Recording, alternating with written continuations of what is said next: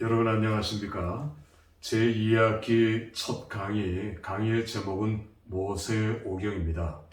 모세의 오경을 공부하는 목적은 이제 성경 강의를 시작하는 중요한 과목이고요. 이제 2학기부터는 강의가 조금씩 어려워질 겁니다. 여러분들이 조금 더 관심을 기울여서 이번 강의에 임해줬으면 좋겠습니다. 자, 강의를 시작하도록 하겠습니다. 제가 창세기 1장 1절을 계속 강조하고 이제 있거든요. 자, 몇 개의 단어가 나오는지 다시 한번 체크를 한번 해보셔요. 베르시트, 바라, 엘로임, 엣 하샤마임, 베엣 하아레츠. 몇 개의 단어로 구성되어 있습니까? 네, 7개죠, 7개. 7개의 단어로 성경 맨 처음 창세기 1장 1절이 기록되었어요. 여러분 이게 우연이라고 생각하십니까?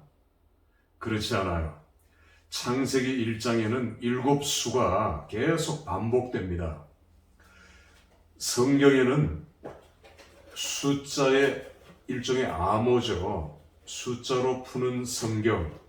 이렇게 생각을 해볼 수도 있는데 저는 군대에서 암호병을 했기 때문에 암호에 대한 그리고 숫자에 대한 지식 혹은 숫자에 대한 어떤 연구, 관심이 좀 남달랐습니다. 그래서 성경에 나오는 숫자에 관심이 많고요. 하나님께서는 창세기 1장 1절 7 완전수를 쓰신 것은 완전하신 하나님, 완전하신 창조, 완전하신 하나님의 능력, 하나님의 권능을 우리에게 보여주기 위해 7이라는 숫자를 쓰고 계신 거예요. 창세기 1장을 보면 저녁이 되며 아침이 되니 이것도 7번 나오죠. 좋았더라 라는 단어도 7번 나옵니다. 이렇게 7수가 강조되어 있죠. 이게 성경의 창세기 맨 처음의 시작이고요. 성경의 맨 마지막 요한계시록 창세기부터 시작해서 출애굽기 레위기 민수기 쭉 내려가서 요한계시록 맨 처음과 맨 나중은 만나요. 그래서 창세기의 성경의 짝은 요한계시록이라 했습니다. 요한계시록도 7교회, 7인을 떼고 7 나팔을 불고 7 대접이 쏟아지는 이렇게 777로 마감이 돼요. 이렇게 성경은 7이라는 숫자를 강조합니다. 물론 우리가 숫자 전체에 대한 해석을 할 기회가 있지만 성경은 이렇게 시작해요. 그래서 7수입니다. 하나님의 완전하신 능력, 완전 창조, 이걸 보여주기 위해서 7이라는 수를 사용하고 있는 겁니다. 자, 베레시트 하게 되면 베레시트라는 단어는 시간이 흐르고 있는 과정 속에서의 어느 한 시점이에요. 다시 말해서 하나님께서 창조를 시작하는 그 시점이 베레시트라는 단어입니다. 영어로는 물론 in the beginning이죠. 베레시트, 태초에라는 그런 단어죠. 태초에, 이렇게 태초 안에 하나님께서 천지를 창조하시는 이 단어가 시작이 됩니다. 전치사죠. 베는 베레시트, 빠라라는 말은 베레시트, 빠라는 창조를 가리키는 단어거든요. 동사거든요. 창조하다. 우리가 원어 강의를 나중에 배울 텐데 그때는 우리가 히브리어 직강에 들어가고요. 지금은 조금 맛만 보는 것입니다. 창조라는 단어는 창세기 1장에 3번 나옵니다. 바라라고 하지 않고 왜 빠라 강조가 되어 있죠. 빠라 첫 번째, 빠라 창조는 무에서 유를 창조하는 단어를 쓸 때 바라라는 단어를 씁니다. 하나님의 창조는 무한 창조, 하나님의 창조는 끝이 없는 창조, 무에서 유를 창조하실 때의 단어가 바라 창조예요. 바라. 두 번째, 창조라는 단어는 아싸라는 단어를 사용합니다. 창세기 1장에 계속 이 단어가 나오고 있어요. 하나님께서는 창조를 구분하시는 거죠. 아싸는 종은 종대로, 다시 말하면 소는 소같이 창조하시고 말은 말같이 창조하는, 종은 종대로 다른 종을 창조하는 것이 아니라 같은 종. 그런데 사람은 사람대로 창조 아니하시고 그렇게 창조하지 않고 사람은 하나님의 형상, image of God, 하나님의 형상을 입어서 창조한 창조가 아싸 창조예요. 자, 그 다음에 세 번째는 제가 간단하게 말씀을 드리겠습니다. 세 번째는 야짤입니다. 야짤 창조. 야짤 창조, 야짤은 인간 창조, 아주 세분화되는 재료를 가지고, 그러니까 흙으로 인간을 창조하는 거죠. 재료를 가지고 이제 메이킹하는 그 단어가 야짤 창조예요. 인간 창조를 사용할 때 하나님께서는 야짤이라는 동사를 사용하셨어요. 이렇게 창세기 1장에는 세 개의 창조라는 단어가 나오고 있습니다. 그러니까 창세기 1장 1절에 바라 창조는 무에서 유를 창조할 때 쓰는 단어다. 그래서 베레시트 바라 세 번째 나오는 단어가 엘로힘이거든요. 엘로힘, 하나님에 대한 호칭, 엘로힘은 전능하시는 하나님입니다. 역시 무에서 유를 창조하시는 하나님입니다. 능치 못할 일이 없으시는 하나님을 가리켜서 그 호칭 엘로힘이에요. 근데 엘로힘은 복수예요. 복수. 그러니까 왜냐하면 삼위일체를 가리키기 때문에 엘로힘이라는 단어는 복수예요.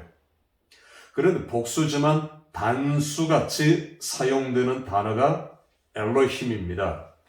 나중에 2절에 보면은 하나님의 신, 그러니까 엘로힘 루아크 이렇게 나오죠. 성령 루아크입니다. 루아크도 복수예요. 복수. 그러니까 왜 복수냐? 삼위일체 하나님을 창세기 1장 1절부터 보여주고 있는 거예요. 그래서 엘로힘이라는 단어는 전능하신 하나님. 우리가 호칭이 다 다르죠. 집에서는 아버지라면 교회 가서는 아버지라고 부르지 않고 목사님이라고 부를 겁니다. 그런데 같은 사람이죠. 또 다른 곳에 가면은 이제 또 다른 호칭을 할 수 있을 거예요. 저 같으면 교수님 이렇게 부르겠죠. 호칭은 다 달라요. 사람은 같은 사람입니다. 그러니까 성경은 하나님에 대한 호칭을 다양하게 쓰고 있어요. 그 중에 창세기 1장 1절 엘로힘을 쓰는 이유는 전능하신 하나님, 능치 못함이 없으신 하나님을 보여줄 때의 호칭이 엘로힘이에요. 그러니까 베르시트, 바라, 엘로힘, 에트는 목적격이고요. 에트, 하샤마임 할 때 하는, 히브리어 하는 정관사입니다. 자, 이렇게 그리죠. 하에. 히브리어에 있어서의 정관사는 굉장히 중요해요. 물론 이 하는 영어로는 더죠. 더입니다. 더. 우리가 히브리어 하, 영어의 도도 마찬가지예요. 정관사를 쓸 때는 하나밖에 없는 무의한, 세계에서 하나밖에 없다는 그것을 표현할 때 정관사 하를 써요. 영어의 도도 마찬가지고요. 두 번째는 상대방과 내가 아는 거예요. 그 길 하면은 너하고 나하고 어제 걸어갔던 그 길은 수많은 길 중에 하나를 지칭하는 길이지 않습니까? 그러니까 상호가 우리가 다 아는 세상 사람들이 아는 너하고 나하고 아는 그때 정관사를 써요. 그러니까 다시 말하면 더 플러스 보통 명사는 고유명사예요. 더 son, son 할 때 더 son, 그 아들 하면은 내 아들이잖아요. 하나밖에 없는. 더 선하면 하나밖에 없는 태양입니다. 태양. 더 문 마찬가지고요. 히브리의 정관사는 굉장히 중요해요. 그러니까 그냥 하아레츠, 그 하샤마임, 하늘이 아니라 정관사 하가 붙으면은 그 하늘, 하나밖에 없는 하늘, 지구를 가리켜요. 하나님의 창조가 성경은 1.1에 틀림이 없는 하나님의 말씀이잖아요. 축자의 영감을 우리는 믿어요. 그러니까 정관사가 왜 중요한가를 우리는 알아야 돼요. 성경은 문자 하나, 그리고 부호 하나까지, 부호는 나중에 붙였지만 문자 하나까지 1.1에 틀림없는 하나님의 말씀이라는 것을 우리는 믿어요. 또 믿어야 돼요. 베레시트 바라 엘로임 에트 하샤마임, 그 하늘, 베에트, 역시 에트, 베에트 하아레츠, 그 땅이에요. 하나님께서는 그 하늘과 그 땅을 창조하셨어요. 이게 창세기 1장 1절의 해석입니다. 그러니까 수많은 이 별에 또 다른 인간이 살고, 그게 아니라 하나님께서는 인간이 살 수도 있었는지 모르겠죠. 그러나 유일한 지구를 창조하신 그 이유, 하나밖에 없는 거예요. 하나밖에. 그래서 아담 할 때도 정관사가 붙고요. 나중에 그 빛 할 때도 정관사가 붙어요. 하오르예요. 이 정관사는 너무너무 중요합니다. 정관사를 우리가 모르면, 정관사 이미 어느 정도를 다 얘기했지만, 히브리어에 있어서의 정관사는 무엇보다 중요하다. 굉장히 중요하다는 것을 우리가 이해할 필요가 있죠. 여러분이 교재를 보시면 이제 시간 관계상 3강부터 들어가도록 그렇게 하겠습니다. 제가 교재 중심으로 안 해요. 그 교재는 여러분들이 참고로 나중에 읽고 보시고 이 강의를 따라오셔야 됩니다. 자, 창세기 1장 1절이 왜 중요한가를 우리가 살펴보았고요. 이제 창세기 1장 1절에 보면은 엘로임, 하나님께서라고 나오죠. 하나님께서. 주어입니다. 주격조사죠. 주어예요. 우리가 성경을 읽을 때 창세기 1장 1절부터 주어가 하나님이에요. 하나님이 시작하셔요. 하나님이 운행하시고 하나님이 계획하시고 주어는 하나님입니다. 그런데 이 하나님이 조금 뒤로 가면은 아담이 이렇게 바뀌어요. 아담이 자기 마음대로 하는 거죠. 인간 중심이죠. 그리고 타락이 시작됩니다. 하나님이 하실 때는 문제가 없어요. 오류가 없어요. 그런데 인간이 할 때는 문제가 생기는 거죠. 그리고 인간의 타락이 시작하는 것입니다. 이 인간의 타락이 결국 바벨탑으로서의 그 결론을 보여주고 있죠. 그런데 우리가 창세기 1장 1절에는 여호와께서, 하나님, 엘로임, 하나님께서 이렇게 나가다가 아담이, 그러면 타락이 시작되는 거죠.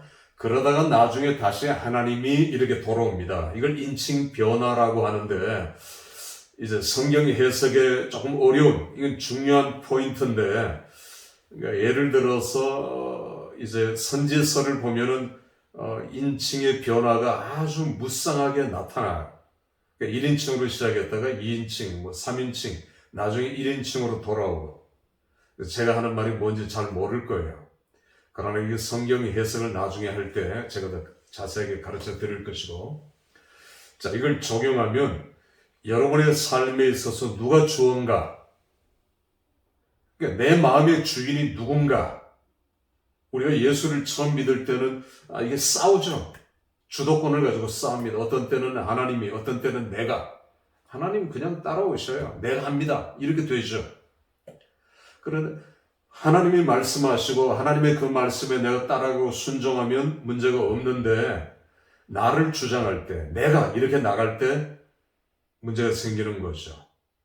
타락이 시작되는 것을 우리는 창세기에서 보게 됩니다. 여러분, 이건 좀 다른 얘기인데, 이제 하버드 대학의 의대에서 유태인의 IQ를 조사했더니, 유태인의 IQ가 평균보다 낮아요. 평균이 100이라면 100보다 낮아요. 한국인의 IQ는 100보다 높아요. 한국인의 IQ는 참 높습니다. 그런데 유대인의 IQ는 낮아요. 그런 유대인이 왜 노벨상을 수십 개를 받고 세계에서 가장 우수한 민족이 되었을까요? 물론 하나님의 말씀에 순종했습니다. 그런데 제가 성경을 떠나서 과학적으로 하버드 대학의 의대 팀의 얘기를 빌리면 유대인들의 머리가 좋아지고 암기력이 탁월한 그 이유는 머리를 흔들어서 그렇대요. 머리를 흔들어서. 심하게 흔드는 게 아니라 유대인들이 지금도 여러분들이 동영상 같은 걸 보시면 유대인들이 성경을 읽을 때 머리를 흔들죠. 기도할 때도 흔들면서 읽습니다. 흔들면서 읽는 이유는 이게 흔들면 이 마음에 들어간대요. 유대인들의 생각인데 한 예를 들면 시편 1편에 보면은 여호와의 말씀을 여호와의 율법을 주야로 묵상한다는 단어가 묵상. 영어 성경에 meditation. 묵상 눈 감고 이렇게 이제 기도하는 것, 눈 감고 혹은 명상에 잠기는 걸 묵상이라고 보통 하지요. 그런데 그 히브리어의 단어는 하가예요. 하가. 그러니까 하가라는 단어의 원래 뜻은 흔드는 거예요. 흔드는 거. 그러니까 주야로 흔드는 거예요. 흔드는 거. 그런데 우리말 성경을 이상하게 번역을 했어요. 잘못 번역한 거죠. 우리가 예배에도 예배학에서 나중에 우리가 공부를 할 수 있겠지만 예배에서도 주보에 보면 예배 순서 중에 묵상 기도를 맨 처음 넣잖아요. 그러니까 다들 이렇게 묵상하는 거예요. 그러니까 이건 성경적인 게 아닙니다. 오히려 성경적인 묵상은 소리 내어 기도하는 거예요. 소리 내어 기도하는 거. 이게 묵상 하가의 뜻이에요. 그러니까 제가 아까 얘기한 대로 유대인들이 그냥 흔들면서 성경을 읽고요. 이스라엘 예루살렘의 통곡의 벽 앞에 들어가면은 키파라는 모자를 이렇게 쓰고 들어가야 돼요. 그리고 통곡의 벽을 마주하고 흔들면서 기도해요. 거기 다 유대인들 아니더라도 그런 사람도 있지만 유대인들 흔들면서 기도해요. 흔들면서 기도하고 흔들면서 성경을 읽는 게 머리가 좋아진다? 하버드 대학 의대팀이 밝힌 건데 이거 믿어야 될지 안 믿어야 될지 모르지만 어쨌건 유대인들의 그 기억력이 탁월하다는 걸 우리가 인정해야 되죠. 그들은 성경을 외우게 하지 않습니까? 어릴 때부터 철저하게 토시 하나까지 그렇게 다 외워요. 우리가 교회에서도 성경 암송대 요즘에는 별로 안 하는 것 같아요. 해야 돼요, 그런 것들을. 성경을 한번 암송하면 잊어버리지 않아요. 저는 군대 갈 때 영어 쪽보음 영어 성경 가지고 왔는데 화장실에 가서 일부러 20분, 30분 그 냄새가 얼마나 지독합니까? 군대 화장실. 영어 성경을 외웠어요. 지금도 잊어버리지 않아요. 요한복음부터 여러분 시간이 없어서 제가 몇 소절만 할까요? The next day he saw Jesus coming toward him and said, Behold the Lamb of God who takes away the sin of the world. After me comes a man who reigns before me, for he was before me. 그걸 제가 군대에서 외웠어요. 물론 주일학교 때부터 외운 성경들이 이렇게 많이 있지만 영어 성경은 그렇게 했어요. 외운 겁니다. 우리가 나이가 많이 들어도 여러분들 내비게이터나 CCC에 들어가면 제일 먼저 전 CCC 출신인데 뭘 하게 합니까? 성경 암송하게 하잖아요. 기도할 때도 성경을 암송하면은 능력이 생겨요, 능력이. 나도 모르게 말씀의 능력이 나옵니다. 설교를 할 때도 말씀을 암송해서 하면은 말씀의 능력이 나와요. 저는 말씀 사역자라고 스스로 그렇게 칭하는데, 말씀을 토해낼 때, 말씀을 증거할 때 받는 사람이 진실로 아멘 하면 그 말씀을 듣는 순간 치유가 돼요. 저는 그걸 믿어요. 그리고 그걸 믿고 그렇게 설교를 해요. 이게 말씀의 능력입니다. 말씀의 치유고. 하나님 말씀은 살았고 운동력이 있어 좌우의 날선 어떤 것보다 예리하여 우리의 영과 혼과 및 관절과 골수를 찔러 쪼개기까지 하는 그 말씀의 능력이잖아요. 여러분 외우셔야 합니다. 신학교에 들어왔을 때부터 또 그 전에라도 성경 암송 하셔야 돼요. 짧은 것부터 긴 것까지 화장실이건 운전을 하건 어딜 가든지 성경 암송이 내게 있어서 힘이고 능력이에요. 그것보다 더 큰 건 없어요. 자, 오늘 첫 번째 강의는 이렇게 마치겠습니다. 수고했습니다.